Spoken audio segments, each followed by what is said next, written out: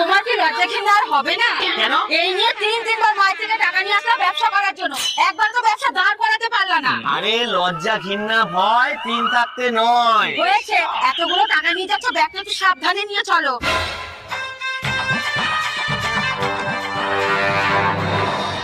এই ব্যাগটা একটু ধরো তো, আমি একটু করে আসি। বেশি দূর যাবে না কিন্তু।